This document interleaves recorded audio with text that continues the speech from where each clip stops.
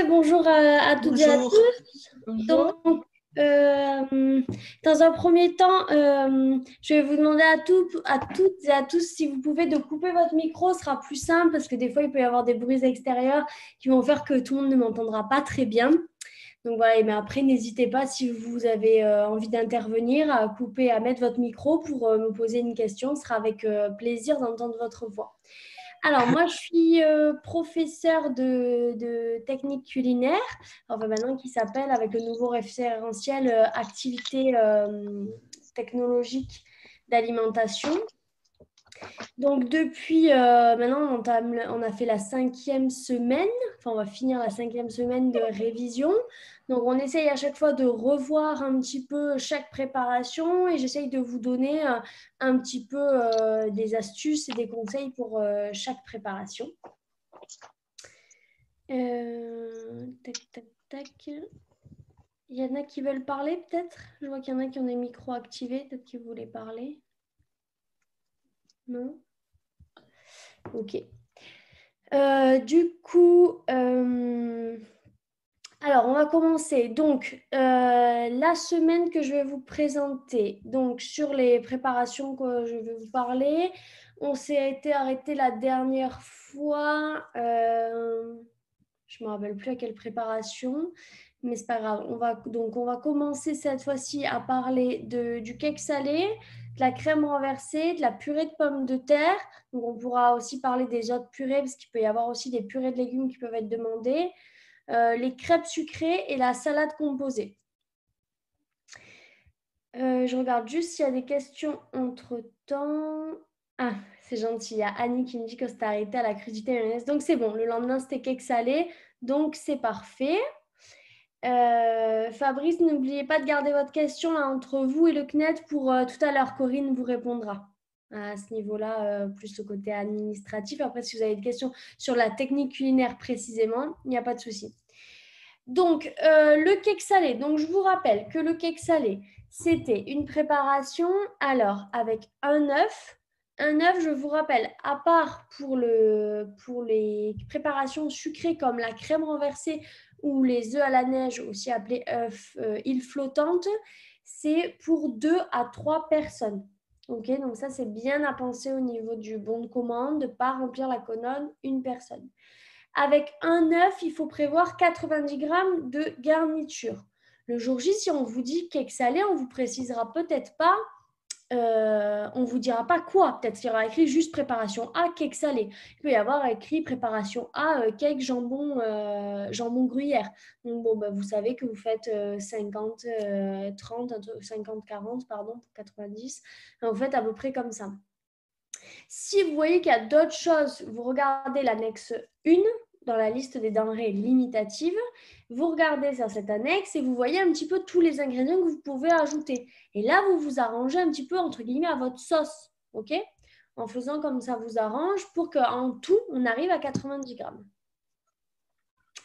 Donc ça, ensuite, qu'est-ce que j'avais d'autre à vous dire? Donc l'œuf, je vais peut-être faire un petit rappel, parce que j'en avais parlé lors de la première séance, et je pense qu'au vu du nombre de TP où mes élèves parfois se trompent, je pense que ce n'est pas une mauvaise chose d'y revenir.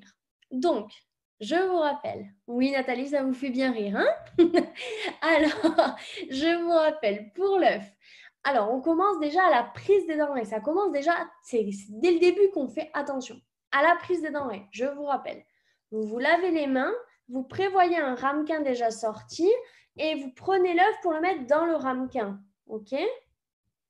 Vous posez votre ramequin, vous allez vous laver les mains et c'est ensuite que vous filmez. Ça, c'est la première option. Deuxième option, vous prenez du film alimentaire sur votre main et vous allez récupérer l'œuf. Attention, la dernière fois, je ne l'ai pas dit. Si vous faites ça avec votre main, mais que la boîte, elle est fermée, c'est-à-dire que vous allez utiliser donc votre main gauche pour ouvrir la boîte. Et avec votre main droite, vous allez prendre l'œuf. Là, vous serez encore obligé de vous laver les mains puisque les bactéries peuvent être sur la boîte de l'œuf. OK? Donc, si vous ne voulez pas se faire comme ça, vous pouvez mettre votre papier film sur votre main droite. Bon, c'est parce que je suis droitière que je dis main droite, hein, mais vous pouvez faire avec la main gauche. Vous ouvrez votre boîte avec la main droite protégée et ensuite, vous prenez votre œuf que vous, après, vous emballez dans le papier film. Et là, c'est bon, pas besoin de se laver les mains, tout est nickel. Ensuite, quand on va devoir casser l'œuf. Donc après l'œuf, je vous rappelle, il est stocké au réfrigérateur, hein, pas comme à la maison, des fois on va le garder à température ambiante. Là, on va le stocker au frais. Tout ce qui est dans la crèmerie va au frais. Donc, vous allez prendre votre œuf. Avant ça, vous avez tout préparé. Donc, vous savez qu'il faut un bol pour casser l'œuf, un bol pour verser l'œuf et un bol supplémentaire si jamais vous clarifiez l'œuf, c'est-à-dire si vous séparez le blanc du jaune. Donc, vous cassez votre œuf. Vous pouvez casser votre œuf sur le bol dans lequel vous l'avez mis. Ok, ça, c'est pas dérangeant, dans lequel il était stocké. Donc, vous cassez votre œuf, vous versez l'œuf dans un autre bol et ensuite, vous rassemblez les coquilles dans votre main, mais pas au-dessus de l'œuf, parce qu'on ne sait jamais si vous rassemblez les coquilles, vous frottez les coquilles et qu'il y a un bout de coquille qui tombe ou quoi. Donc, vous rassemblez bien dans votre main et pas au-dessus de l'œuf. Vous prenez le bol dans lequel vous avez cassé l'œuf, vous le mettez dans votre bac sale, dans l'évier, enfin, ça dépend comment ça se passe au niveau de la procédure. Vous jetez vos œufs et vous allez de suite vous laver les mains. OK? Donc, on laisse l'œuf à découvert, mais c'est rare dans le BTS qu'on laisse des choses à découvert, mais c'est juste histoire d'être en mode c'est rapide, je vais me laver les mains. Et ensuite, si vous avez besoin de clarifier l'œuf, vous prenez une cuillère à soupe, vous récupérez le jaune avec votre cuillère à soupe et vous le mettez dans un autre bol. C'est clair pour tout le monde? S'il y a des questions, c'est maintenant ou vous coupez votre micro. S'il y a 2 œufs à casser, oui, très très bonne question. C'est pas du tout une question idiote. Alors, si vous avez 2 œufs à casser, je réfléchis pour pas vous dire de bêtises, pour pas vous embrouiller, parce que c'est rare quand même qu'il y ait 2 œufs au BTS. Donc, c'est 2 œufs pour la même chose. Vous serez obligé d'avoir un bol supplémentaire. C'est-à-dire, vous pouvez casser votre œuf. Donc, vous cassez votre œuf sur un bol, le bol où il était stocké. Vous versez dans un autre bol, vous jetez la coquille et là, vous avez le droit de prendre le deuxième œuf. Le deuxième œuf et de le casser sur le même bol. Ça, ce n'est pas dérangeant. Mais par contre, vous devrez le verser dans un autre bol. Parce que si, imaginons, le deuxième œuf que vous cassez, il est pourri, il n'est pas frais, ça va vous faire enlever des points parce que vous allez gâcher aussi le deuxième œuf. Vous allez demander au jury 2 œufs au lieu d'un. OK? Et ensuite, du coup, quand vous avez cassé le deuxième œuf, là, vous jetez votre coquille, vous mettez vos bols sur lesquels vous avez cassé les œufs au sale et vous allez vous laver les mains. Et après, pareil pour clarifier. Donc, j'espère que Lydia, j'ai répondu à votre question. C'était assez clair pour tout le monde. L'annexe, c'est la dernière feuille donnée lors de l'épreuve. Non, alors du coup, j'ai toujours mon petit BTS blanc de mes élèves. Donc, je vais vous montrer à quoi sert l'annexe que je parlais du coup pour les 90 grammes. Vous avez des recettes qu'on vous donne toujours. À Adonis, vous avez ça là, vous avez des petits livrets comme ça, des bouquins, et il y a des recettes, ok? Mais on ne sait jamais. Nous, on vous a mis le veau maringot, par exemple, en recette, et le jour J, on vous demande le poulet maringot. N'allez pas m'écrire en boucherie veau. Mais non, vous ne pouvez pas. C'est comme si vous allez au supermarché et qu'il n'y a plus de farine et que vous avez noté que vous vouliez la farine. Mais non, vous ne pouvez pas en prendre. Actuellement, il n'y a plus de farine d'ailleurs. Mais vous ne pouvez pas en prendre. Donc, il faut vraiment faire attention à cette annexe. Donc, il faut savoir connaître ces recettes, mais prendre un peu de recul et bien analyser les annexes. Et donc, l'annexe en question, c'est par exemple l'annexe 1. Il y a souvent peu de denrées. C'est une annexe limitative. Donc là, par exemple, c'était coquilles de poisson et biscuits roulés à la gelée de groseille.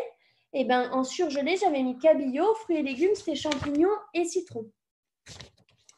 Donc, il faut faire attention à cette annexe-là. Et après, il faut aussi regarder l'annexe 2, où là, il y a beaucoup de choses dans cette annexe. Et ça peut être bien autant pour la présentation que pour, par exemple, tout ce qui est oignon, ail. On ne va pas vous le dire dans l'annexe limitative. Tout sera dans cette annexe 2. Donc, il faut bien faire attention. Dans un bol pour un seul œuf. Je n'ai pas compris, Marie, votre question. Du coup, on oscille entre les œufs et l'annexe, mais je reviens aux œufs là, parce qu'il y a une question. Dans un bol pour un seul œuf, il y a un bol pour casser l'œuf, un bol pour verser le contenu de l'œuf, et un autre bol si jamais on doit mettre le jaune. Donc, du coup, ça fait 3 bols. Oui, l'annexe 2, c'est toujours la même liste, Cécile. On peut rassembler les 2 œufs après dans le même récipient. Oui, tout à fait, vous pouvez rassembler dans les œufs quand vous avez vérifié en gros qu'ils étaient frais, donc ils étaient bons du jour, vous pouvez les mélanger. Et bien évidemment, on ne fait pas comme à la maison où par exemple, si vous préparez une pâte à crêpes, vous mettez la farine et vous mettez les œufs dessus. Okay, on ne fait pas dans ce même procédé-là. C'est les œufs qu'on intègre ensuite à la préparation pour vérifier leur fraîcheur. Je sais qu'il ne faut pas laver les œufs avant le stockage, mais peut-on laver les œufs avant de les casser ou pas parce qu'il y a forcément des bactéries sur eux s'ils ne sont jamais lavés. Alors, il y a forcément des bactéries sur la coquille. Oui, ça c'est vrai, mais ce n'est pas forcément des mauvaises bactéries. Okay, il y a 2 catégories de bactéries. Ensuite, effectivement, il y a vraiment dans le cas, mais ça ne vous arrivera pas parce que ce n'est pas des œufs qui sortent de chez le fermier. Souvent, ça peut arriver que les œufs soient très sales. Mais vous, je pense que ça ne vous arrivera pas. Mais si jamais chez vous, vous avez le droit de laver les œufs dans ces cas-là, mais c'est en temps très limité. C'est-à-dire qu'on les passe sous l'eau pour enlever la terre et ensuite on les casse. Comme ça, on est sûr que la membrane qui protège l'œuf à l'intérieur ne se perfore pas. Voilà. Pardon, revenir à des bases peut-être, mais le jour J, on prépare, donc Astrid pose une question, pardon. On prépare donc notre bon de commande. Sommes-nous libres de réaliser des recettes à notre sauce si je fais le veau marengo différemment d'Adonis, mais que la technique y est, je peux, et pour les grammages des cakes, gâteaux, tout est donc du par cœur. Donc, je reprends. Donc, vous êtes libre de réaliser... Oui, donc vous préparez, vous arrivez, vous avez le sujet, vous préparez, vous notez sur un bout de papier toutes vos recettes et ensuite vous mettez tout sur votre bon de commande. Et ensuite vous allez faire la prise des denrées en fait. Vous allez faire le bon de commande en 2 exemplaires, un exemplaire que vous allez garder et un exemplaire que vous allez donner au jury. Le jury va voir tout ce que vous allez prendre. Ensuite, vous faites votre prise des denrées à ce moment-là. À la fin de la prise des denrées, vous dites au jury, c'est bon, j'ai terminé. Le jury vient voir. Donc là, après, il vous indiquera, le jury, si les denrées fraîches, vous les mettez au frais le temps de finir toute la prise des denrées, ou si, par exemple, vous laissez tout et vous mettrez au frais après. Quand vous avez fini la prise des denrées, vous appelez le jury vient checker que vous avez tout pris. S'il voit que, par exemple, vous aviez noté un œuf et que vous en avez pris 2, ben, il va le noter. Ça veut dire que vous avez menti, quoi. Donc, il faut quand même essayer d'être honnête. C'est mieux dans la vie. Et ensuite, par exemple, la technique du veau marengo, oui, par exemple, à des moments, ça peut arriver que sur des recettes, on va vous dire d'abord mélanger dans l'huile les légumes aromatiques et d'autres recettes, ils vont vous dire d'abord le veau. Bon, ça, franchement, ça ne va pas avoir un impact énorme. Par contre, si vous me faites un veau marengo sans la farine, alors que c'est un ragoût, et que vous ne me déglacez pas avec du bouillon ou avec un vin, oui, ben là, vous n'avez pas la technique. Mais non, l'ordre, entre guillemets, pour ça, non. C'est pas très important. Et ensuite, pour les grammages des cakes gâteaux, oui, tout ça, c'est du par cœur, effectivement. Mais bon, à force de faire, vous inquiétez pas, vous allez y arriver. Donc, revenons à nos moutons. On en était donc à notre cake salé. Voilà, dans l'ensemble, après le cake salé, j'avais pas grand-chose à vous dire de plus.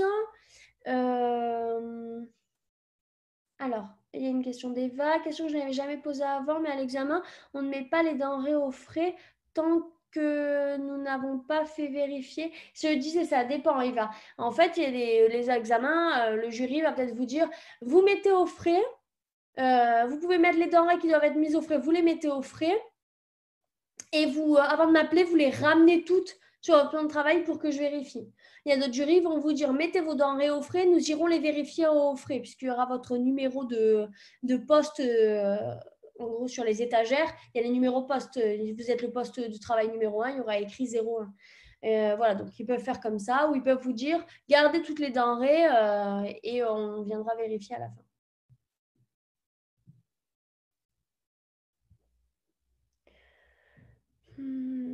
Fabrice, pour le grammage, il faut apprendre uniquement pour une personne ou est-ce qu'à l'examen, nous pouvons avoir un sujet pour 2 ou 3 personnes? En général, on vous apprend pour une personne et il peut y avoir effectivement des grammages, enfin des choses où ce sera pour 2 personnes. Mais du coup, vous apprenez pour une personne, comme ça, vous avez juste à multiplier. Mais en général, c'est plus pour une personne. Bonjour, les pesées s'effectuent lors de la prise des denrées ou après? Les pesées, c'est la prise des denrées du coup. Oui, non, vous avez un plan de travail où il y a plein de denrées et vous allez chercher vos denrées, vous avez votre balance sur votre table et à chaque fois, vous mettez un bol, vous tarez, vous pesez vos denrées. Tout se fait à ce moment-là et après, vous filmez tout. Je vous rappelle que sur les films, on met le numéro de la préparation et ses initiales souvent aussi. Ok, Eva, ça marche. Et même pour les potages sauce crème, les grammages sont à respecter. Oui, ben, tout est à respecter, oui. Il faut respecter les grammages. Après, on a des fourchettes hein, au niveau du jury. C'est-à-dire que, par exemple, si vous allez faire un gratin, vous allez mettre 10 grammes de gruyère. Nous, on a une fourchette entre 5 à 15 grammes, par exemple. Enfin, on ne va pas être mince, elle a mis 8 grammes alors que c'était 10. Allez, moins un point. Non, non. Merci. Savez-vous si nous passerons l'épreuve technique culinaire en septembre? Ben, forcément, ou pas, enfin, je comprends pas trop la question. Enfin, vous savez que pour ceux qui sont à Adonis, il y a le contrôle continu. Et puis ceux qui, pour le rectorat, qui n'auront pas le. Enfin, ils vont choisir qui aura le BTS ou pas en fonction de votre dossier, avec nos avis en tant que prof. Et si vous ne l'avez pas, et en fonction de, je pense, de votre moyenne générale, ils vous diront ou pas si vous passez en septembre. Après, on n'a pas plus d'infos que ça. On n'est pas sûr que tout le monde, en fait, tous ceux qui ne l'auront pas eu en contrôle continu, le passent en septembre. Si, imaginons, vous avez 2 de moyenne, je ne suis pas sûre que le rectorat vous le fasse quand même passer en septembre. Voilà. Mais du coup, oui, il y aura la technique lunaire comme toutes les autres épreuves. Si vous n'avez pas eu votre BTS en contrôle continu, vous aurez à passer l'épreuve. Voilà, alors pour les cakes, je vais vous montrer du coup quelques photos de cakes comme j'ai l'habitude de faire pour que vous compreniez l'intérêt. Voilà, tac, partage d'écran, aperçu. Voilà, donc là, vous avez 3 cakes différents. Donc là, il y a un cake qui est en soi assez joli. On voit qu'il a bien monté, la levure, ça a bien marché. Il y a eu même des olives qui ont été mises au-dessus, ce qui fait que ça fait un petit effet déco qui est sympa. Seul truc, c'est que ce cake est donc bon, un peu plus que pour deux ou trois personnes, puisque à mon avis, quand vous faites les révisions, vous prévoyez un peu pour votre famille, il n'y a pas de souci. Et donc, il aurait fallu soit les couper en tranches et faire une petite présentation. Donc là, il manque d'une présentation et d'une portion par personne. Puisque le jour J, si vous avez un cake à faire pour 2 à 3 personnes, vous pouvez faire 2 à 3 assiettes. Voilà pour celui-là. Ensuite, celui-là, c'est mignon en format individuel. Ça peut vous permettre, le jour J, en fait, si vous faites votre cake à chaque fois dans des formats individuels, de penser bien à vous dire, ah ben oui, j'en ai plusieurs, donc il faut que je fasse plusieurs assiettes. Parce que des fois, on oublie du coup de découper quand on a fait dans un grand moule. Donc ça, c'est pas mal. Par contre, seule chose, c'est qu'il n'y a pas de présentation et ensuite qu'il n'est pas démoulé. Un cake se démoule. Le jury ne va pas s'amuser à manger dans le moule, c'est pas très pratique. Et ensuite, il y a celui-là. Donc, il y a un petit effet déco avec une sauce. Alors, je ne suis pas sûre que le jour J, vous aurez forcément une sauce. Mais voilà, dans l'ensemble, on voit cette assiette. Ça nous donne envie. Le cake a l'air assez moelleux. Après, je ne suis pas sûre qu'une tranche soit suffisante pour une personne. J'en aurais peut-être mis 2, l'une sur l'autre ou en quinconce. Mais voilà, il y a un petit effet quand même déco. Il y a un mélange des couleurs. C'est assez vif. Voilà, je ne sais pas si vous avez des questions là-dessus. Tac. Alors, pour tout ce qui est les questions de moyenne, de si vous allez passer, j'ai répondu là juste par rapport aux techniques culinaires, mais je vous laisserai reposer la question, Cécile, à Corinne Bosque. Mais je ne suis pas encore sûre qu'on ait vraiment toutes les infos à ce niveau-là, donc je préfère pas vous dire de bêtises et donc elle vous expliquera mieux pour le côté administratif. Ensuite, qu'est-ce qu'on avait d'autre comme préparation à suivre après le cake salé? La crème renversée. Alors, est-ce qu'il y en a qui ont envie de nous parler? Ceux qui ont fait la crème renversée, est-ce qu'il y en a qui ont eu des difficultés? Vous pouvez prendre le micro et parler. Si ça vous fait plaisir. Bon, s'il n'y a personne qui parle, je vais parler, mais n'hésitez pas. Personne ne mange ici. Non, personne. Bon, bah, c'est pas grave, mais je poserai quand même des questions comme je fais à chaque fois, hein, donc vous allez devoir parler à un moment donné. Alors, la crème renversée, c'est un œuf, donc c'est pour combien de personnes? Première question. Bravo Nathalie, une personne, comme je l'ai dit tout à l'heure, comme avec l'île flottante. Dans ce cas-là, c'est un œuf, c'est pour une personne. Ok. Apolline, s'il est demandé un cake pour une personne, on doit multiplier par 4, 6 personnes et en découper une tranche ou directement faire un mini pour les quantités d'une personne. Ben, si on vous demande pour une personne, faites pas pour 4-6 personnes. Si on vous demande pour une personne, enfin on vous demandera pas, on vous demandera avec un œuf parce qu'une personne, ça voudrait dire qu'il faudrait que vous divisiez l'œuf en deux.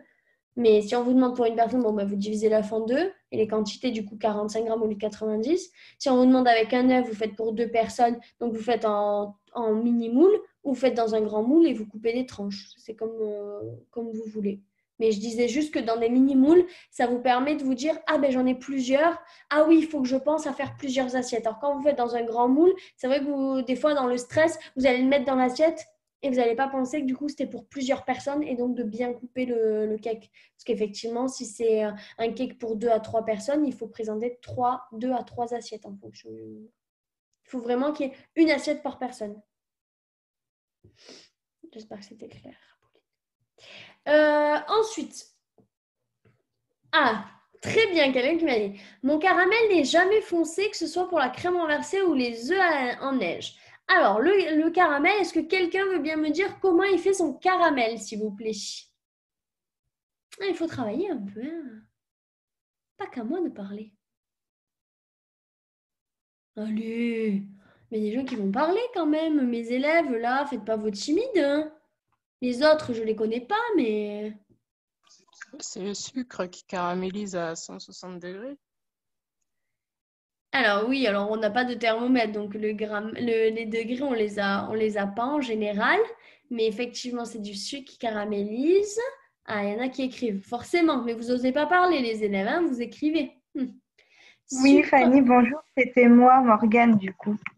Ah, d'accord. Parce que Très vous bien. savez, sur les œufs à la neige, quand je vous les ai envoyés, vous m'aviez dit qu'il n'y avait pas de caramel, mais en fait, il y était, sauf qu'il Ah, était pas assez foncé.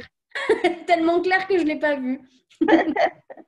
Ok, Morgane, ça Et marche. du coup, après, j'avais utilisé du sucre de canne.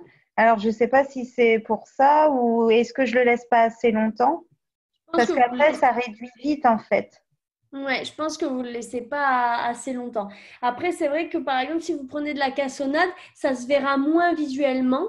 Donc, vous n'allez pas savoir quand est-ce qu'il sera caramélisé. Alors, si vous prenez du sucre Ah, blanc, vous allez voir la modification de la couleur. Donc, d'accord, ça bah, sera c'est bien. sûrement pour ça. Ouais, ok. Donc, ensuite, oui, alors vous pouvez faire un caramel avec qu'on appelle un caramel à sec, c'est-à-dire vous mettez juste dans une casserole le sucre.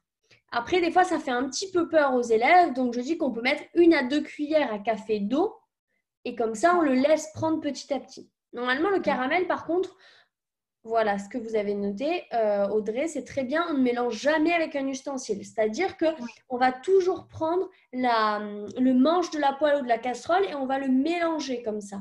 On n'utilise jamais un Mm. ustensile. Ensuite, sans Ok. ustensile, Carrie, très bien. Oui, quelques gouttes de citron, mais en gros, c'est plus lié à la cristallisation qu'il peut y avoir. Mais si vous avez mis une ou deux cuillères à café d'eau et que ça a bien recouvert le sucre, normalement, il ne devrait pas y avoir de grosse cristallisation. Ensuite, donc, vous mettez votre caramel vous le faites. Et après, il faut attendre. En fait, ça va faire plein de grosses bulles. Et là, il ne faut Mm. pas se dire, ah, c'est bon, il y a les grosses bulles, mon caramel est prêt. Non, il faut attendre vraiment qu'il y ait une coloration. Mais effectivement, il faut juste que tout soit prêt. C'est-à-dire que dans le ramequin de la crème renversée, c'est bien quand il commence à y avoir des grosses bulles, le ramequin, normalement, ça, je ne sais pas si je vous l'ai mis dans les conseils sur les publications Instagram, mais il faut essayer de penser à mettre le ramequin dans lequel va être la crème renversée au four pour effectivement éviter que le caramel, quand vous allez le mettre dans le ramequin, s'il est froid, le caramel va figer de suite et vous ne pourrez pas bien napper votre ramequin. Si vous mettez votre ramequin au chaud, quand vous allez mettre le caramel, ça va être chaud et vous allez pouvoir bien napper le fond de votre ramequin. Donc, quand vous voyez qu'il commence à avoir des grosses bulles qui colorent, vous vous dites vite, hop, je prends ma manique, je pose mon ramequin, comme ça il est prêt pour pouvoir mettre mon caramel. Donc ça, c'est juste ça, c'est que le caramel, des fois, vous attendez pas assez, et des fois, du coup, au contraire, vous n'êtes pas prêt pour quand le caramel sera prêt. Et donc, mais après, il est trop foncé, et ça donne vraiment un goût très amer qui n'est pas agréable à la dégustation. Donc voilà, Morgane, je pense qu'il faudrait que vous soyez un tout petit peu plus patiente et vous dire que ne vous inquiétez pas, vous n'allez pas le rater, votre caramel. Mettre le sucre dans une poêle déjà chaude et en plusieurs fois, si ustensiles et cristaux vont se former. D'accord, ok, ça peut être une astuce. Bon, après, c'est vrai que le sucre en plusieurs fois, comme nous, on fait souvent pour une personne, bon, 10 grammes de sucre en plusieurs fois, c'est un petit peu compliqué. Mais effectivement, pour plusieurs personnes, ça peut être une idée. Le nom du groupe Adonis, c'est l'école Adonis. Le nom du groupe Instagram, pardon, c'est École Adonis. Donc, vous pouvez retrouver toutes les publications, que ce soit sur Facebook, sur Instagram, c'est les mêmes. Ensuite, donc, vous avez, alors pour la crème renversée, le souci qu'il y a eu, c'est que, bon, beaucoup m'ont pris des photos de haut, donc j'ai pas toujours bien vu. Mais ce qu'il faut faire attention, c'est aux petites bulles qu'il y a sur le côté. Et alors, comment se forment ces bulles? Alors, souvent, il y a deux choses qui peuvent faire que les bulles se forment. C'est que, donc je vous rappelle, la crème renversée, vous avez battu l'œuf entier avec le sucre et ensuite, vous avez ajouté le lait aromatisé de vanille dedans. Mais sauf que le problème, c'est souvent, vous le fouettez, comme j'ai dit au début. Donc, vous prenez un fouet pour effectivement enlever tous ces morceaux de sucre. Mais le problème, c'est que vous allez fouetter, donc... Oui, effectivement, Nathalie, je vais le dire après. Donc, il va y avoir une mousse qui va se créer, des petites bulles qui vont se créer au-dessus. Et sauf que ces bulles, c'est des bulles d'air qui sont là. Donc, quand vous allez verser après sur votre caramel dans le ramequin la préparation, et bien ces bulles d'air, elles vont essayer avec la chaleur, elles vont s'éloigner, elles vont aller se coller sur les rebords. Et donc, ça va vous faire plein de petits points. Et là, du coup, esthétiquement, vous allez perdre des points parce que ce n'est pas ce qu'on cherche. Donc, essayez, par exemple, dans le livre d'Adonis, il disait de le faire avec une spatule en bois. Parce qu'il ne faut pas vous inquiéter. En soi, vous allez chauffer un petit peu votre lait. Donc, quand vous allez rajouter le lait dans la préparation œuf plus sucre, le sucre va fondre. Donc, il n'y aura plus de morceaux de grains de sucre. Souvent, c'est pour ça que vous fouettez fort parce que vous voulez vraiment que le jaune d'œuf, que l'œuf avec le sucre, il devienne une préparation liquide et sans grains. Oui, vous avez le droit au bois à l'examen, oui, bien sûr. Ça, il n'y a pas de souci pour le bois. Après, si vous n'avez pas le bois et si vous avez une maryse, vous faites avec une maryse. Hein. Ça, vous verrez avec l'ustensile que vous avez. Ensuite, effectivement, comme vous avez dit, Nathalie, c'est le bain-marie. Effectivement, si vous mettez un petit ramequin avec pas beaucoup d'eau et votre crème renversée, et bien, le souci, c'est que l'eau dans le four va vite chauffer. Et donc, ce qui va vite chauffer va aussi engendrer qu'il y a un risque qu'il y ait des petites, en plus des bulles d'air qu'il y aura si vous avez fouetté, il va y avoir plein de petits trous sur votre crème renversée. Donc, il faut essayer de prévoir un plat qui soit assez grand. Donc, vous prenez un grand plat, vous mettez votre ramequin au milieu et ensuite vous versez l'eau. Pas trop vite pour ne pas mettre de l'eau effectivement dans votre crème renversée, sinon ce serait raté. Ce serait dommage. Et ensuite, vous mettez ça au four et c'est bon. Après le four, vous mettez dans un bain-marie froid et ensuite vous la renversez, vous la filmez, vous la mettez au frais et voilà. Alors, la crème renversée. Je vais vous montrer les petites photos. Qu'est-ce que j'ai? Alors, ça, c'est la purée. Tac. Donc, j'ai celle-là, celle-là, celle-là.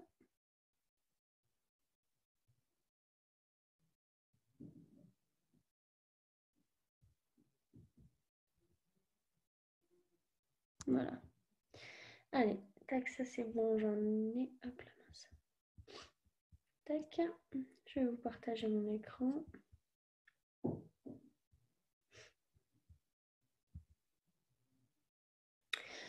Ok, Ok, donc alors, on commence par les premières. Donc là, on voit que ça va, elles ont pas trop, enfin, elles ont bien cuit. Le seul souci, c'est qu'il n'y a pas de présentation et qu'ensuite, une crème renversée, comme son nom l'indique, elle doit être renversée.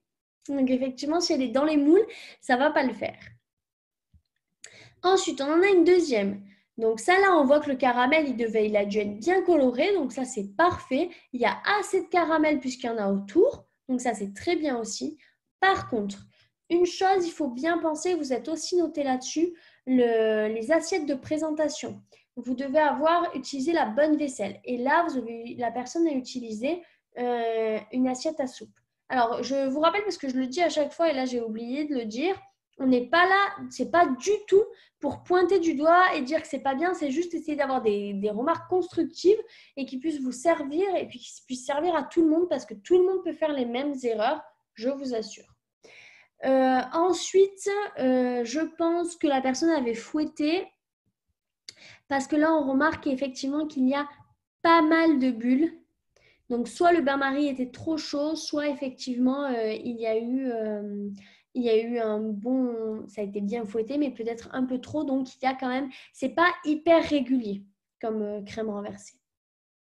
Ensuite, là, il y en a une autre. Alors, le caramel, on va dire qu'il est un petit peu léger, mais je pense qu'il peut quand même apporter. Parce que le but du caramel, quand même, c'est qu'en fait, il apporte son goût caramel, pas qu'il apporte du sucre à la préparation. Parce que si c'est pour avoir juste un sirop, déjà que la crème renversée a déjà du sucre, ça va être écœurant pour le jury. Donc là, on trouve, elle n'est pas trop mal. Il y a des petites bulles en bas, mais franchement, c'est léger. L'ensemble a l'air d'être assez net autour. Donc, c'est pas trop mal. C'est pas mal. Et ensuite, alors là, on a une crème renversée qui a été faite en plus dans un moule comme il faut. C'est très bien. Là, on voit effectivement le caramel, il est pas mal. Il est un peu plus foncé que celui que le précédent. Il est bien. La crème est vraiment très nette. Donc là, c'est parfait. Au niveau de la présentation, il y aurait pu avoir autre chose. C'est pas fou au niveau de la présentation, mais il y a quand même un effort de présentation. Donc, c'est bien. Tac, tac. Vous filmez au contact pas trop là, en fait. Bon, vous n'aurez pas trop le choix parce que normalement, si vous mettez sur une assiette plate, votre crème renversée va être un peu au-dessus. Donc, quand vous allez le mettre, forcément, ça va peut-être un peu toucher. Mais sinon, on évite là de filmer au contact parce que sinon, votre caramel, il va trop accrocher au film. Donc, on évite.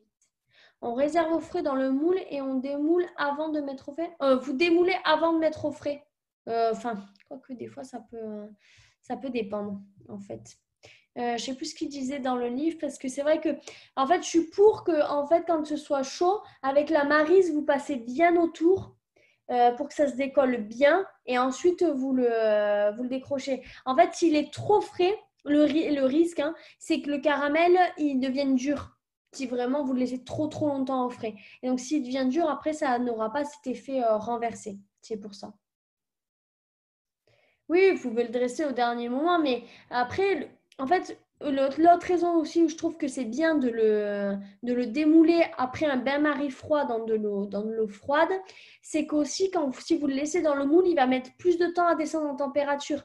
Et vous avez que 3 heures. Déjà, vous aurez passé une demi-heure, 20 minutes, une demi-heure à faire votre bon de commande, une demi-heure à faire votre prise des denrées. Il vous restera plus que 2 heures. Et en 2 heures, il y aura eu la préparation. Vous aurez mis 40 minutes entre le temps de cuisson et le temps de préparation de la crème renversée. Donc, il vous restera plus qu'une heure et quart pour que ça refroidisse. Donc, si vous pouvez le démouler, c'est mieux. Il me semble qu'il faut démouler à froid ou la renverser dans le bain-marie ou la renverser après le bain-marie froid. Oui, c'est mieux de le renverser après le bain-marie froid. Comme ça, elle a baissé un petit peu en température. Avec la maryse, vous passez. En général, ça se fera bien. Mais normalement, si elle se déchire, c'est qu'au contraire, il y a eu un manque de cuisson si elle se disloque. Ok, s'il n'y a pas d'autres questions sur la crème renversée ou des soucis, on va passer à la suite. Il vaut mieux la mettre au frais sous cloche. Oui, tout à fait. Pour la mettre au frais, vous pouvez mettre, c'est quelque chose que je propose des fois à mes élèves, Vous mettez dans une assiette et vous prenez genre un bol ou une assiette à soupe pour recouvrir. Ça peut être ça, il n'y a pas de souci. Et comme ça, au moins, ça permet que le film ne touche pas le caramel. En film, quand elle est refroidie, vous laissez jamais, en fait, en général, à part pour l'œuf tout à l'heure, il y a parce qu'il faut aller vite se laver les mains, vous laissez jamais rien à découvert. Hein. Même si elle est chaude, vous la filmez et vous la mettez dans le bain-marie froid chaud. On ne laisse jamais des choses à découvert.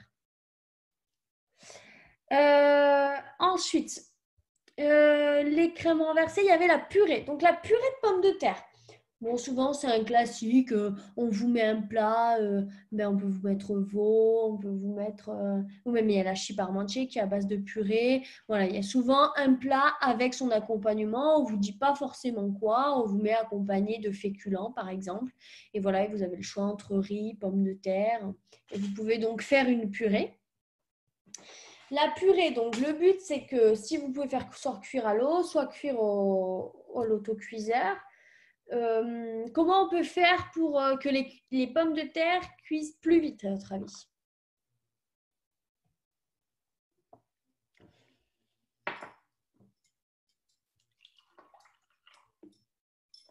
Couper en petits morceaux, couper en morceaux, autocuiseur, ouais, voilà. Tout à fait. Donc, c'est on coupe en petits morceaux et on met dans l'autocuiseur. Et là, comme ça, c'est hyper optimal. Sauf si, bien évidemment, ce jour-là, vous devez utiliser l'autocuiseur pour faire une cuisson de viande plus longue. Donc là, vous allez mettre à l'eau, mais vous faites des petits morceaux. Comme ça, vous gagnez du temps, effectivement. Quand j'ai fait cuire mes pommes de terre, qu'est-ce que je dois faire avec mon lait, à votre avis? Tout à fait. Le chauffer. Ouais, vous pouvez le chauffer avec la muscade déjà, parce que souvent la pomme de terre, on met de la muscade pour donner des saveurs. Et après, vous salerez. Donc, effectivement, on le chauffe. On peut mettre aussi le beurre si on veut dedans. Ou soit le beurre, on peut l'utiliser pour aider avant de rajouter le lait. Donc, soit vous écrasez avec un écrase purée, soit vous prenez avec une fourchette. Effectivement, vous ajoutez le lait petit à petit et le lait doit être chaud pour éviter qu'il y ait un choc de température. C'est-à-dire que les pommes de terre froides avec le lait chaud, ça ne marche pas. Donc, il faut quand même chauffer un petit peu la purée. Et sauf, et je pense que vous n'allez pas la dresser sur le moment, c'est bien de prévoir peut-être un bain-marie chaud. Vous écrasez votre pomme de terre, vous faites votre pomme de terre, votre purée de pommes de terre sur un bain-marie chaud. Comme ça, elle reste en température. Et après, vous la dresserez. Ça, il n'y a pas de souci. Alors, pour les purées, je vais regarder quelques photos que j'ai. Je pense que dans l'ensemble, les purées, ça n'a pas été hyper compliqué. Vous en êtes bien sortis. Tac. Non, c'est pas celle-là. Je fais juste un tour. Ouais, celle-là. Donc, il y avait celle-là, celle-là, celle-là, celle-là.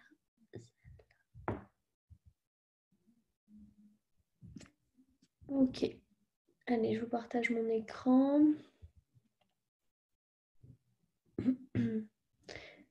Non. Vous voyez mon écran? Non, c'est pas ça que je vais vous montrer. Est-ce que j'ai bien choisi? Tac. Là, c'est bon. Alors, du coup, vous avez une première assiette. Donc là, il y a un petit effet présentation. La personne avait mis un beurre fait maison avec des herbes. Donc, c'est intéressant, effectivement. Bon, le jour J, vous n'aurez pas ça. Donc, prévoyez plutôt un peu de persil à mettre au-dessus. Par contre, très belle présentation. C'est très lisse. Ça a été fait dans un cercle de présentation. Donc là, c'est super. J'ai rien à dire. Ensuite, il y a celle-là. Alors, celle-là n'est pas faite avec un cercle de présentation, mais on voit que sa texture a l'air assez onctueuse, qu'elle a l'air de donner envie. Il y a un côté un petit peu circulaire qui est agréable. Donc là, l'un dans l'autre, ça peut plaire dans les deux cas, qu'il y ait un cercle de présentation ou non.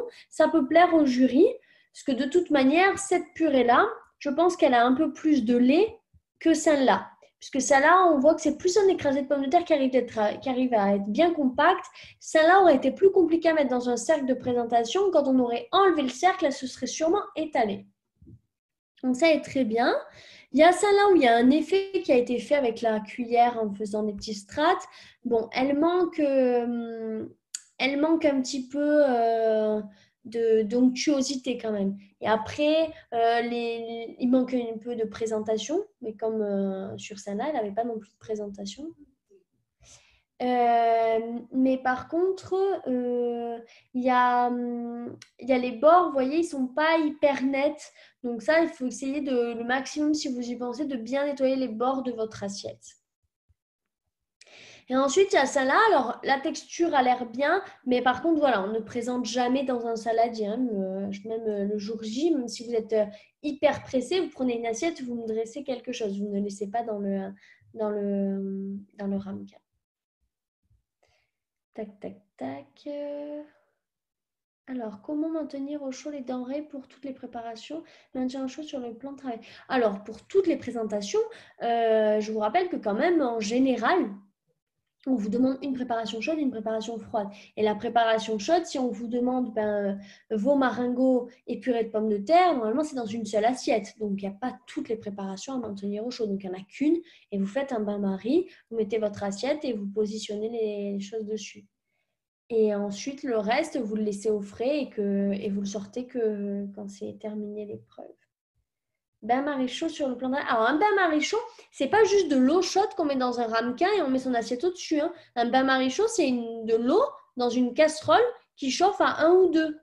Okay, et qui donc, sous l'assiette, amène des vapeurs qui fait que ça chauffe l'assiette. Et comme votre assiette après sera recouverte soit d'un saladier, soit d'un... C'est mieux un saladier pour pas que ça touche la présentation de vos ramequins avec le papier film. Comme ça chauffe tout. Ça fait une sorte d'étuve, quoi. La purée peut se proposer sous forme d'écrasé à la fourchette et non au mixeur. Ah oui, non, c'est pas obligé de forcer d'aller forcément au mixeur. Hein, parce qu'en plus, vous allez en perdre pas mal dans le mixeur, dans les hélices. Donc moi, je trouve que c'est quand même mieux si vous pouvez en général bien l'écraser avec le beurre et le lait. Vous aurez quand même une bonne texture lisse. Hein. Il faut avoir nettoyé le plan de travail et avoir fait la vaisselle plus séchée et rangée avant l'évaluation du jury. Alors, effectivement, quand l'épreuve est terminée, oui, à la fin, j'avais compris. 5 minutes avant, normalement, je vous rappelle que si vous avez utilisé que la moitié de l'œuf dans une préparation, qu'il vous reste l'autre moitié, vous devez la filmer, la mettre au frais, au cas où il vous arrive quelque chose et que vous avez besoin d'une autre moitié d'œuf. Donc, on ne jette, entre guillemets, jamais, à part les épluchures ou les coquilles d'œuf, on ne jette pas les préparations. On stocke au frais en les filmant et 5 minutes avant l'épreuve, vous jetez tout et vous lavez tout. Donc effectivement, normalement, il faut avoir fait sa vaisselle, la sécher et l'avoir rangée, oui, quand le jury a dit que c'est terminé. Donc c'est pour ça qu'on prévoit souvent que pendant 15 minutes, il y a tout qui est sur bain-marie chaud pour qu'on ait le temps de tout cleaner, que tout soit prêt et d'avoir fait sa fiche technique aussi. Mais ça, c'est durant l'épreuve. Ok. Donc la purée, c'est bon. Les crêpes. Alors, les crêpes, en soi, c'est jamais très, très compliqué pour les crêpes. Dans l'ensemble, qu'est-ce que je peux vous dire sur les crêpes? On mélange sa farine, on va ajouter l'œuf. L'œuf sera battu avant de le rajouter. Vous l'ajoutez un petit peu, vous mélangez l'œuf et la farine ensemble. Et ensuite, vous ajoutez le lait assez rapidement. C'est-à-dire qu'il ne faut pas qu'il y ait une grosse masse, c'est-à-dire que la farine ne soit pas bien collée à l'œuf avant d'ajouter le lait. Parce que si vous faites ça, en fait, le risque, c'est que vous allez avoir, quand vous allez ajouter le lait, plein de grumeaux. Donc déjà, on ajoute le lait petit à petit. Prévoir du temps selon les plaques de cuisson. Oui, Nathalie, effectivement, c'est pas ce que vous aurez le jour J. Si vous avez des plaques électriques, c'est plus long. Donc, effectivement, il faut avoir prévu son bain-marie chaud assez à l'avance, puisqu'il ne faut pas mettre son assiette sur un bain-marie chaud qui sera froid, en fait, qui est en cours d'être créé. Il faut vraiment que les aliments, parce que sinon, il y aura un choc de température. Donc, il faut que ce soit chaud. Donc, je reprends. Il y avait la farine, vous ajoutez l'œuf un petit peu, et puis après, vous ajoutez le lait tout doucement. Et vous ne ajoutez pas le lait d'un coup, sinon les grumeaux ne partiront pas. Alors, imaginons le jour J, vous vous retrouvez avec une tonne de grumeaux, que vous ne pensiez pas en avoir autant. La seule chose que vous pouvez faire, parce que imaginons c'est la panique, vous avez versé le lait tout d'un coup, bref. Et bien là, ce que vous pouvez faire, oui, effectivement, vous pouvez mixer. Mais des fois, le mixeur, si c'est plein de petits grumeaux, il ne va pas forcément grand-chose. Mais effectivement, il y a le mixeur. Prendre que le dessus, ouais, non, pas prendre le dessus parce que en général, si vous utilisez un œuf, il faut quand même faire 5-6 crêpes, donc vous êtes juste au niveau de taille. Mais effectivement, voilà, Lydia, Laetitia, vous prenez un tamis ou un chinois et vous passez votre pâte. Vous essayez quand même d'écraser un petit peu parce qu'il faut vous dire que tous ces grumeaux, c'est quand même de la farine. Okay, et cette farine, elle est importante parce que sinon, votre pâte sera trop liquide, il n'y aura pas assez de gluten, pas assez de farine et donc elle va accrocher à votre poêle. Donc, il faut quand même, dans un premier temps, c'est mieux de mixer pour essayer un maximum d'enlever et après vraiment de passer au tamis et de bien racler avec une cuillère et de racler en dessous avec une maryse pour vraiment prendre un maximum de la liaison glucidique. Au fouet? Mais vous faites toujours au fouet dans tous les cas. Mais le fouet peut quand même vous faire des grumeaux. Ensuite, donc vous avez fait ça, vous laissez votre pâte reposer 20 minutes si vous pouvez. Si vous n'avez vraiment pas le temps, vous êtes short niveau timing, ne laissez pas reposer, c'est pas grave. Ou limite, vous faites reposer 5 minutes histoire de montrer au jury que vous savez que normalement, voilà, on a activé l'élasticité du gluten en mélangeant. Il faut qu'elle repose un petit peu pour que les crêpes soient meilleures à la dégustation. Alors, vous mettez 5 minutes et puis voilà. Ensuite, vous faites vos crêpes. Donc, s'il y a deux solutions, les crêpes, il faut que vous choisissiez. C'est chaud ou c'est froid. Il n'y a pas de tiède. C'est comme ça. Donc, si vous décidez que c'est chaud, vous prévoyez en même temps que vous avez votre poêle pour faire cuire, préparez un bain-marie chaud avec une assiette dessus et un saladier pour recouvrir que vous enlèverez à chaque fois pour remettre la crêpe suivante. Ça. Qu'est-ce que j'avais d'autre à vous dire? On retourne la crêpe. Évidemment, la crêpe, on ne la retourne pas avec les mains. On retourne avec une spatule. Et ensuite, on la verse dans l'assiette. On la verse sans la toucher, toujours avec les mains. On continue, tout ça. Si vous ne faites pas maintien au chaud, vous mettez sur une assiette à côté, mais qui n'est pas sur un bain-marie. Ensuite, quand il faudra fourrer les crêpes, il faudra mettre des gants ou alors il faudra vous laver les mains en ayant tout sorti. C'est-à-dire, si vous avez les confitures, sortir la confiture, enlever le papier film, prévoir la cuillère et mettre la confiture dessus, la rouler et c'est bon. On peut faire notre propre recette de crêpes qui déchire toutes les autres. Oui, ben oui. Alors, je préviens juste parce que moi, j'ai des élèves qui ont des goûts certains. Donc, on évite de mettre, par exemple, trop de cannelle. On évite de mettre trop de fleurs d'oranger. C'est-à-dire qu'on peut en mettre un petit peu, mais il faut juste penser que le jury n'a pas forcément les mêmes goûts que vous. Donc, on ne s'emballe pas. Non, pas trop de rhum non plus. Oui, non, voilà, il ne faut pas quand même essayer de bourrer le jury. Hein. Effectivement. Parce qu'en plus, ce sera hyper délétère pour tout le monde parce que nous, le jury, on ne sait pas. Enfin, moi, je le sais avec mes élèves, je sais ceux qui vont mettre un peu plus de choses, je les goûte en dernier. Mais imaginons, je goûte une crêpe qui a trop de rhum. Je vais dire, ah, il y a trop de rhum. Et après, sur les autres, je vais toujours sentir le rhum en plus. Donc, en plus de vous pénaliser, vous pénalisez tout le monde. Donc, quand même, essayez d'éviter. Ça risque de ne pas plaire au jury. Oui, je parle de vous, Anna, bien sûr. Vous êtes reconnue. C'est tout à fait de vous dont je parle. Ensuite, donc pour les crêpes, voilà, il faut vraiment penser, à partir du moment où on ne chauffe plus les choses, il faut avoir les mains propres. Donc, on fait bien attention au niveau du roulage, d'avoir les mains propres, ou alors on plie avec des ustensiles, ou alors on met des gants. Pareil, quand vous allez rajouter peut-être des amandes effilées, pareil, les amandes effilées, on évite voilà, je vais en mettre un peu comme ça, histoire de… Là, le jury, les 5 dernières minutes, quand il vous voit, parce qu'il y en a qui n'arrivent pas à être un peu à l'avance, mais les 5 dernières minutes qui vous voient faire vos présentations avec votre « Ah, j'ai oublié ma petite feuille de persil, ah, j'ai oublié ça !»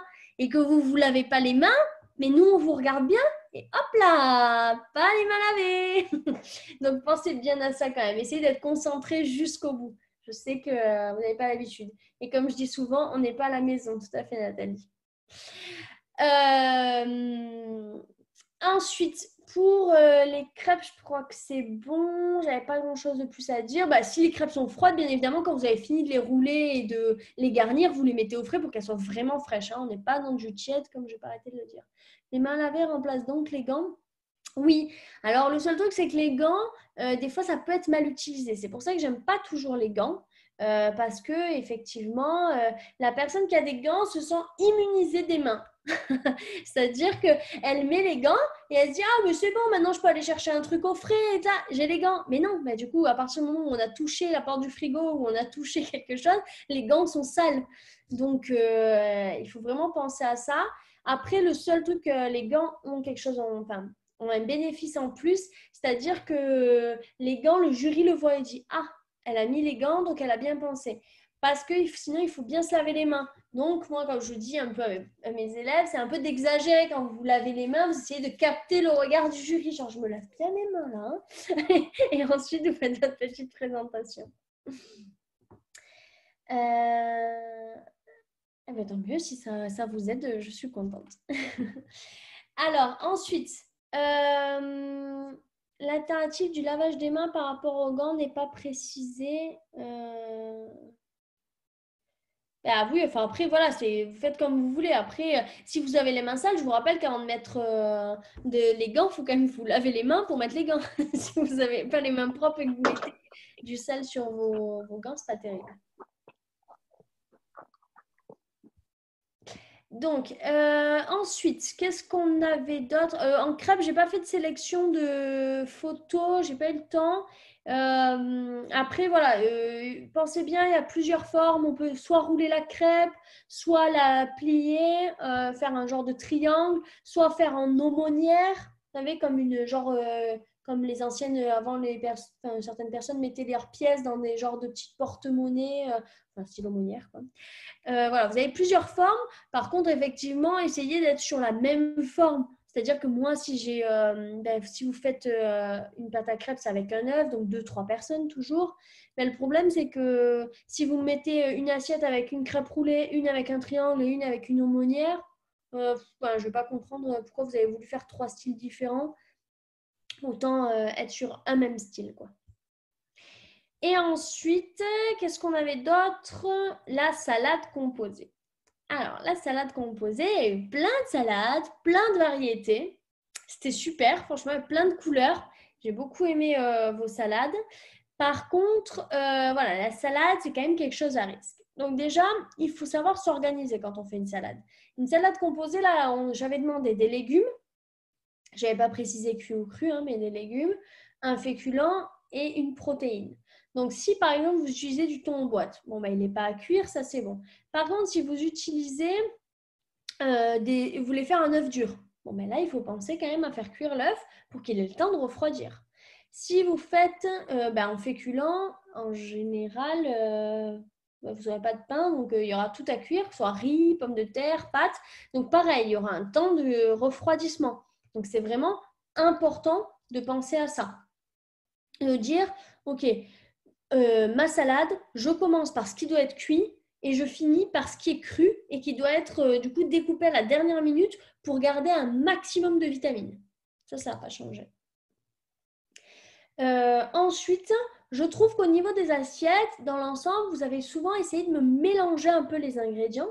Alors certes, c'est sympa, mais du coup, ça fait un peu fouillis. Et effectivement, les assiettes où il y avait, vous savez, un peu comme la tendance du Pokéball, où on met le riz ou enfin, la base qu'on décide, hein, et de mettre un peu les ingrédients rassemblés à différents endroits de l'assiette, ça a un côté, finalement, cette tendance plaît bien. Et du coup, on se dit, ah, ça a l'air sympa, je vais pouvoir goûter un petit peu de tout là. Donc, effectivement, c'est un peu plus sympa. Donc, si vous pouvez, c'est mieux de faire comme ça. Quand on cuit un œuf dur, comment on peut le laisser dans l'eau froide Non, on peut le laisser dans l'eau froide le temps qu'il refroidisse. Alors, vous allez faire cuire votre œuf et ensuite, après il est froid, donc oui, vous avez le droit de le laisser dans l'eau froide, un petit peu qui baisse en température.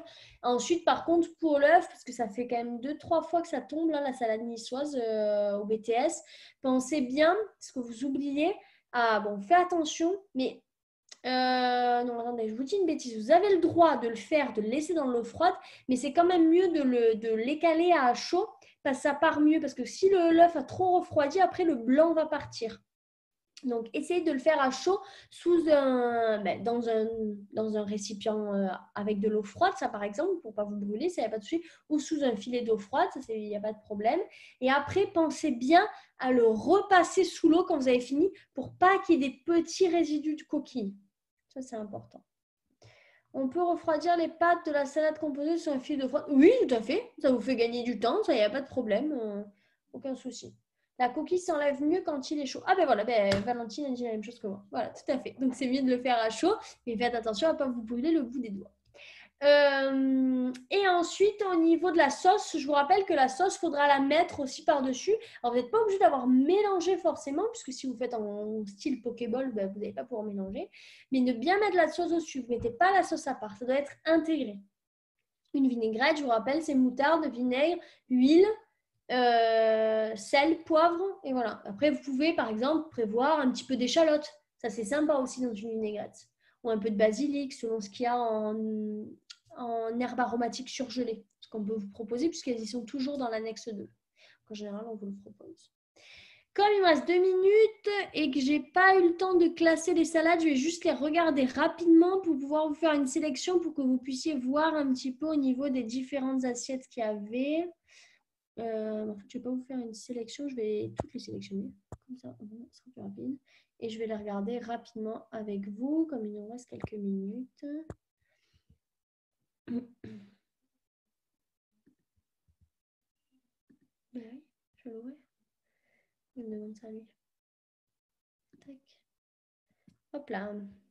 Allez hop, je partage. En attendant, si vous avez des questions, allez-y, écrivez-les, je répondrai après. Voilà, donc on a plusieurs recettes, donc plusieurs photos. Donc là, on a une recette. Voilà, vous voyez, il faut vraiment penser quand vous regardez les annexes, l'annexe 1, à essayer d'avoir un maximum de couleurs différentes pour vraiment attirer l'œil du jury. Si par exemple, la personne avait choisi... je n'ai pas trop d'idées. Bon, j'en trouverai après. Mais là, il y a les tomates, c'est important. Si la personne avait prévu le maïs avec la salade verte, avec des poivrons jaunes, ça aurait été un peu les mêmes couleurs. Il faut vraiment essayer de varier un maximum de couleurs. Mais là, comme je vous dis, ça fait un peu fouillis. C'est pas méchant pour la personne, mais je vous dis, au niveau présentation, c'est pas le mieux. Après, là, pareil, c'est un même style. Donc là, ça manque un peu plus de couleurs parce qu'on ne voit pas les tomates au-dessus.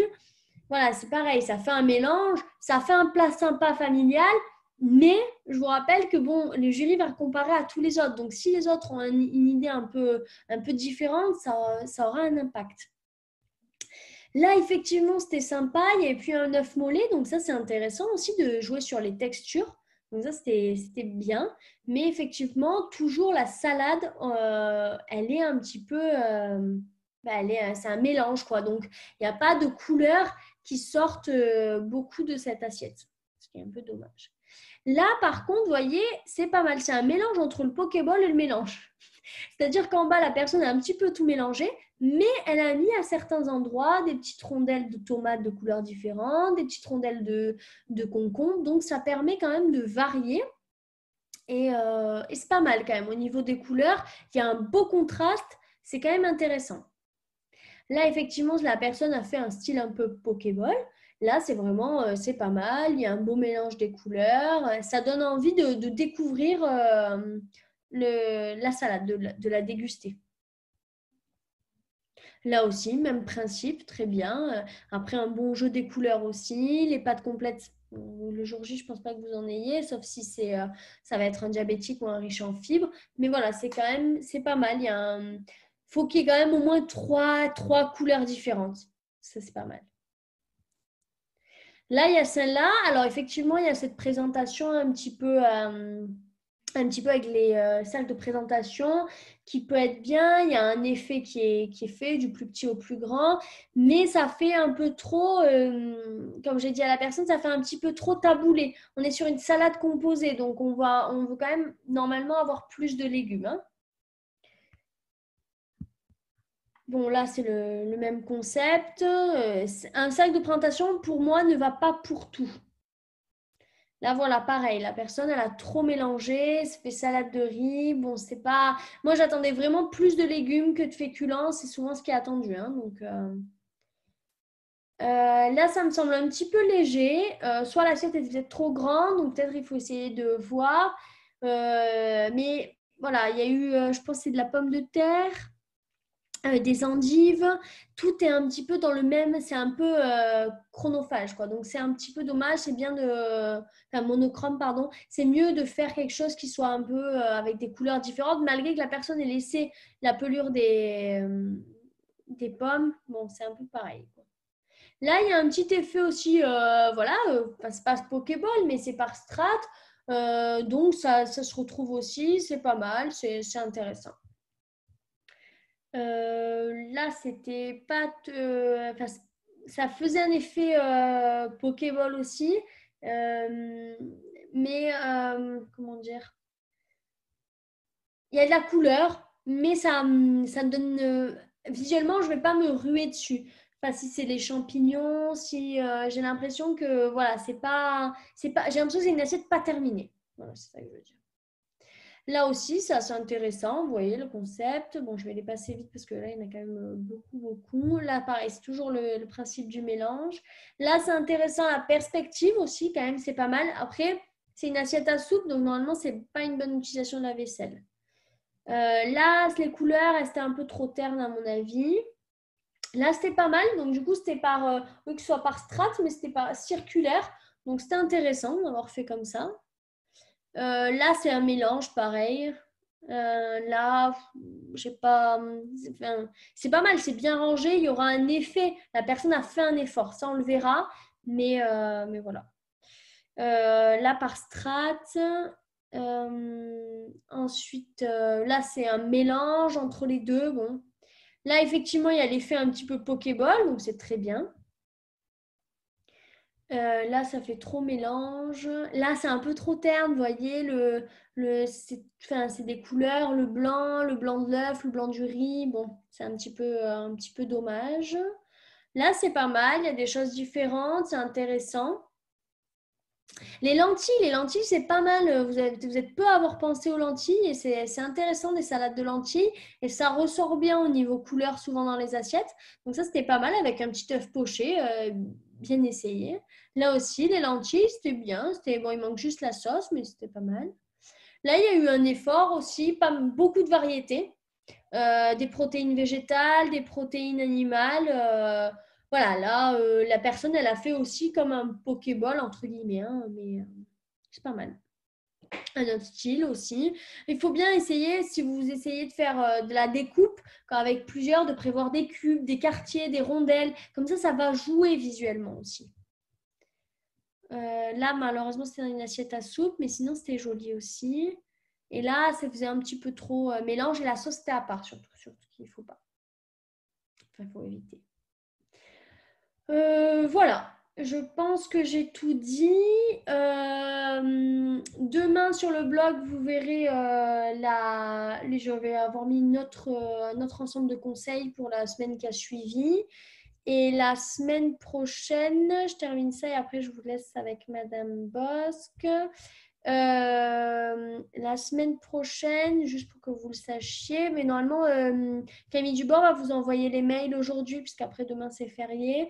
Vous aurez à réviser la crème meunière, la ratatouille et une partie de la théorie, c'est sur le bon de commande. Donc ça, on verra ensemble. Et vous aurez mardi et vendredi à me faire un gratin dauphinois et un riz au lait. Voilà, c'est les 2 photos qu'il faut m'envoyer. Le reste, c'est à faire chez vous, c'est pour vous. Mais il n'y en a que 2 recettes que vous m'enverrez et que je publierai. Le reste, voilà, c'est pour vous. J'espère que c'était clair pour tout le monde. Comment fait-on pour aller sur le blog? Vous allez sur le site du groupe Adonis, vous allez dans Actualité, vous avez tout le blog, toutes les indications que j'ai données. Et si jamais vous participez en m'envoyant des photos, à chaque fois, je vous mets le lien dans le mail. Voilà, écoutez, j'espère que c'était pratique pour tout le monde. Ça vous a aidé. Je vous remercie et je vous souhaite une bonne soirée. Et je vous dis à la semaine prochaine.